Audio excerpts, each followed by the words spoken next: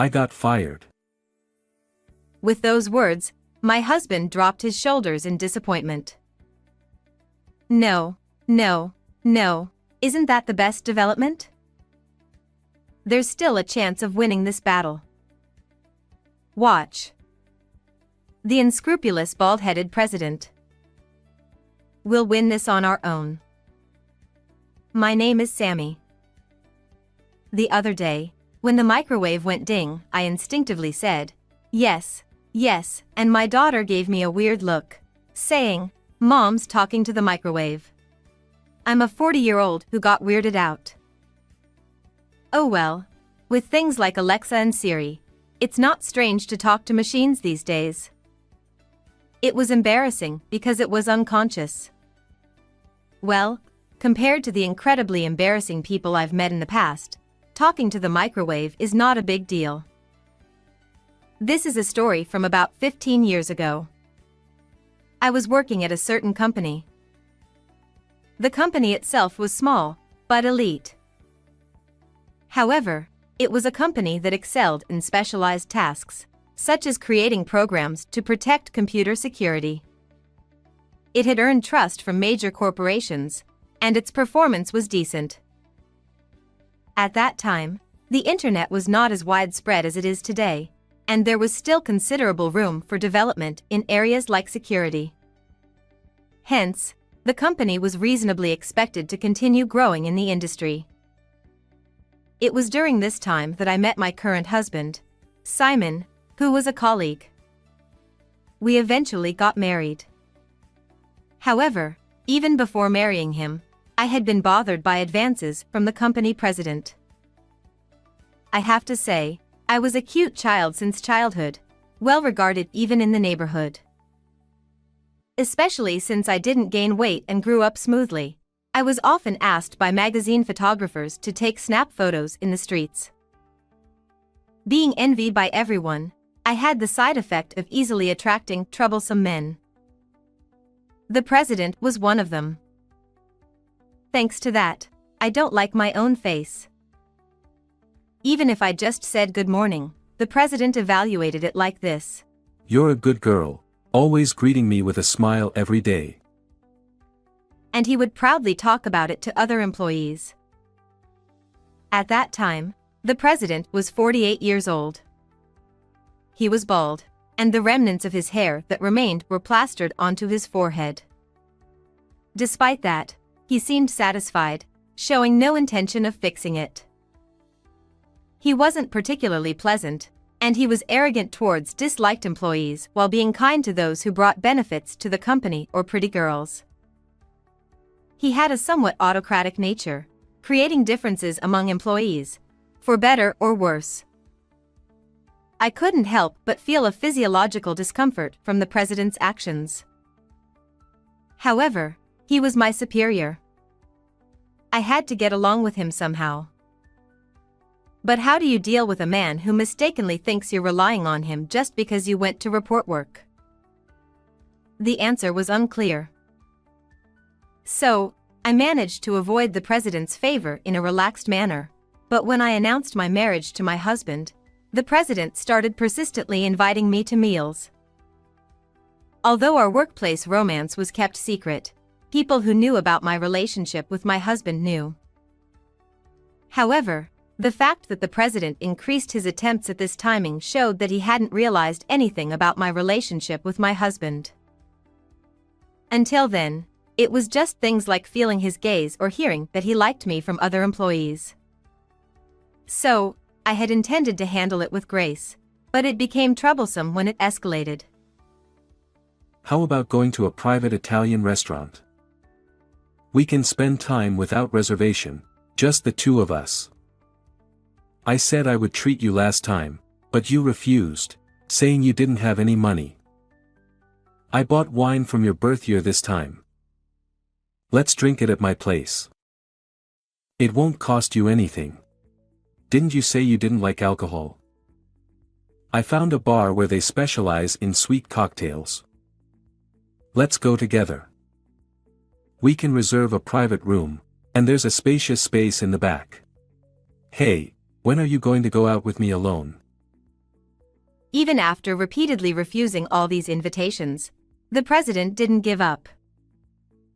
He believed that I was aware of his feelings and was intentionally teasing him, calling me a little devil. Any invitation was too transparent, with an obvious intention to get me drunk and take me to a private room. It was impossible to consider it as part of work. If he suggested going to a crowded park in front of a police station and invited me to drink water while trying to lick salt, although I would hate it, considering it as part of work and attending wasn't completely out of the question. But, in the end, will I go? No. Did you catch me? He. Because he was so persistent, one day, I said, "Please give up on me. It's bothering me." Until then, I had avoided expressing my feelings like this because I was afraid that if I did, the president would realize that I was aware of his interest, making the situation more complicated. But on this day, the stress got to me, and my true feelings slipped out. The president, as expected, happily smiled and put his hand around my waist. You were aware of my feelings all along, deliberately teasing me. You little devil. His creepy touch gave me goosebumps, and without thinking, I pushed the president away, and just ran away. Originally, my husband had been worried about the president's actions, suggesting that I quit my job. However, I stubbornly stayed in this company because I wanted to see my husband working up close. My husband was the top technician in the company, and he is currently developing a new system that is expected to double our performance when completed. I wanted to continue watching my husband, who always works so hard. If I quit and went to the same company after job hunting, it would be unthinkable. So, despite enduring the creepy president, I wanted to stay. However, it seems like it's time to put an end to that. The next day, I submitted my resignation letter to the company, meaning the president. Since last night, I had already discussed everything with my husband, and he strongly advised me to resign. So, with a determined mindset, I confronted the president. However, the president did not accept it. He tried to retain me by offering various favorable conditions, such as raising my salary or giving me a higher position. If only he had said, "I'll resign, so you can stay here," I would have happily remained in this company. What's causing you so much dissatisfaction? If you want, I can even promote you to be the president's wife. Saying that, the president smirked. I couldn't fathom why that made me uncomfortable. I've told you many times, I'm already married. I'm fed up with being invited to meals or having your hands on my waist. Without thinking, I expressed my true feelings to the president, who responded with, I see, it's his fault, huh? What? Your true love is me, right? I understand that we never shared our feelings before, and you felt inferior in my position as the president. You got married, pulling away because of that. No. That's not true at all. No need to be embarrassed. I understand everything. I thought he was a pitiful scapegoat for you, and I've endured being kind to you despite being jealous just because you're his wife. But if that's the case, he's unnecessary. Why is the conversation heading in this direction? I never saw you in that way from the beginning. All right. I fully understand your feelings. Well, in that case, I'll accept your resignation. The future president's wife doesn't need to do the work of an ordinary employee. I'll let you enjoy a more comfortable life. Saying that, the president pocketed my resignation letter and disappeared from the president's office. It's hopeless. The communication is unbelievably ineffective. What does he mean by blaming my husband? How did that bald guy interpret things? Oh, wait a minute? Isn't this surprisingly lucky for both me and my husband? Just got married, and now I'm unemployed. My husband smiled troubledly and said, "What's wrong?" To that, I replied with a smile, "Well then, congratulations. Huh. That system you were developing, it was meant to extract suitable customers for the company, right? Yeah, but If you're not there, the data won't be updated. There's no point in looking at old customers that haven't been updated for a long time. the foundation is already there, and someone else can understand and execute the update in less than half a year, right? Yeah, that's not it. Hey, how about using that half a year effectively and starting your own business? Huh. To my proposal, my husband looked surprised but ultimately burst into laughter while saying, "You're quite cunning." That's good. I can work with my husband again. My husband's actions from that point were swift. 30 days after being fired as the president declared, we used our savings to start a business. During this time, my husband had been talking to the outstanding employees of the previous company. If you want, how about joining our company? Well, it was more like headhunting. The bald president, who couldn't even use a computer, was often unaware of the struggles on the front lines and would often impose impossible tasks. Thus, other employees said, "If there's any company where you, who can do the job better than anyone, will understand the side of the workers, it's yours." As a result, almost all employees decided to switch to my husband's company, leaving only the upper management, whom the president favored. If I had stayed in that company, I might have been among them. Furthermore, following my suggestion, my husband developed a new system, an upgraded version of the one built in the company. He leveraged his connections from the previous job to not only secure jobs but also created 2 new security systems and sold them to other companies. Originally, in a field with few competitors, people tended to flock to companies that produced better products. The number of companies requesting work increased rapidly, and within 4 years of starting the business, my husband's company became the industry leader. With the company's performance on the rise, the employees were feeling elated. Until one day, that president suddenly visited our company. Unable to ignore him, my husband reluctantly guided the president to his workspace, doubling as the president's office. Worried, I also accompanied them. What can I do for you? As my husband asked, the president immediately bowed with tears and apologized. I've been watching your actions for the past few years. I now realize that Sammy really hated me. I genuinely regret it. He explained that the previous company was in financial trouble, short of staff, forcing excessive overtime on employees, and unable to pay overtime wages. If asked whether I wanted an apology, it didn't matter at this point. After all, my husband is clearly earning more now than when he was at the previous company, and he has increased the salaries of the employees. No matter what the president said, we're happy now, so it's fine. I had no interest in the president's apology, and it was just a waste of time. If that's all you came for, could you leave? We're busy too. In response to my husband's words, the president got off the sofa, sat on the floor right there, and pleaded. Please. Come back to our company. With you, our performance should recover. Please help us.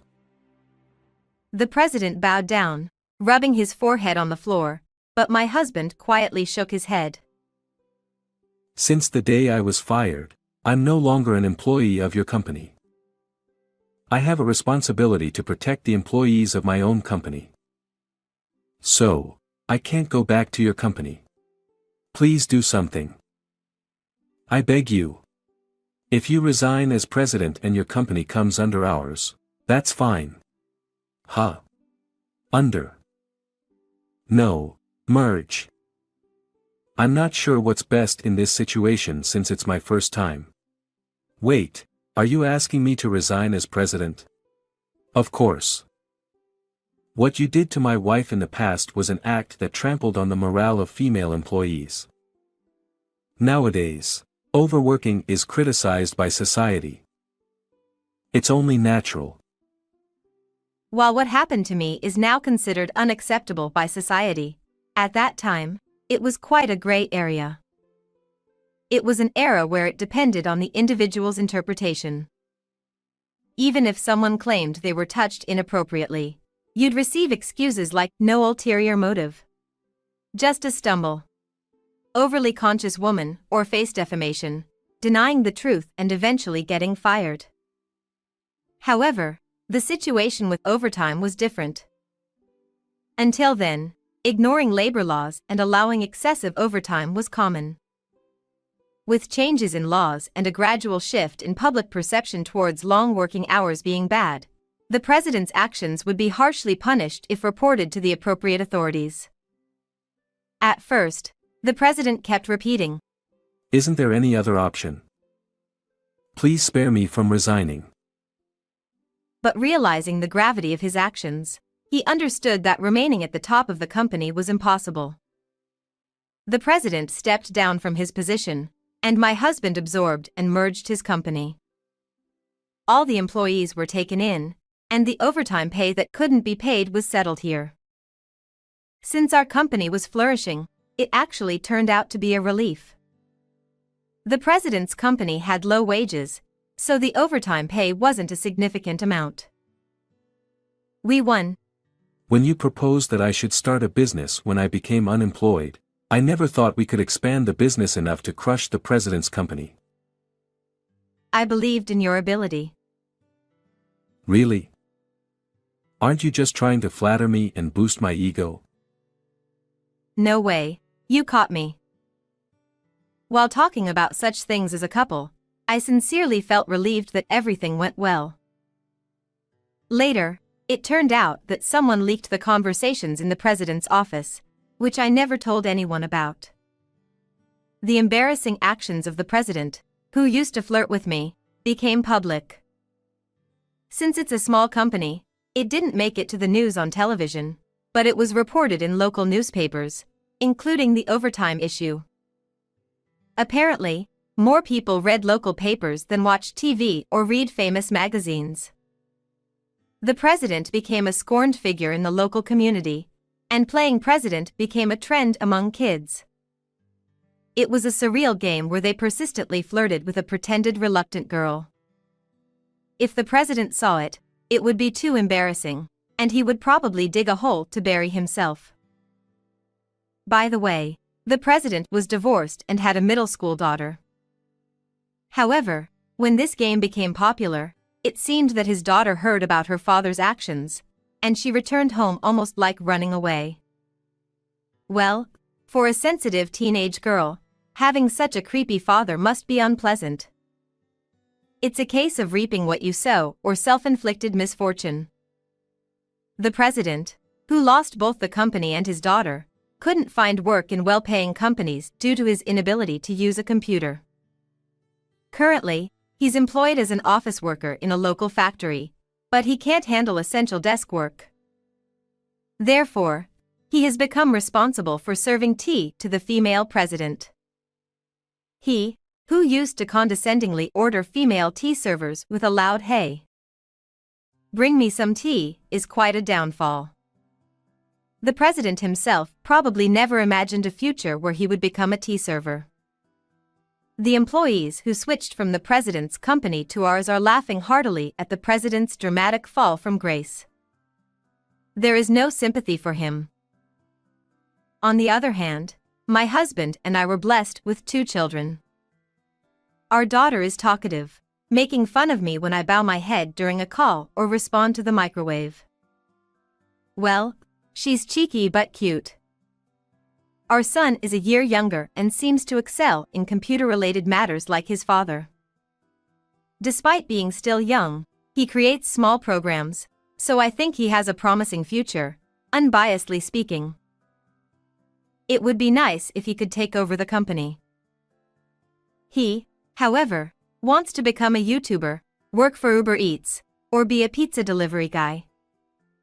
Wait, son, isn't there anything else? While being tossed around by the children every day, we enjoy our happy days. How did you find this story? Don't forget to subscribe to the channel. See you in the next video.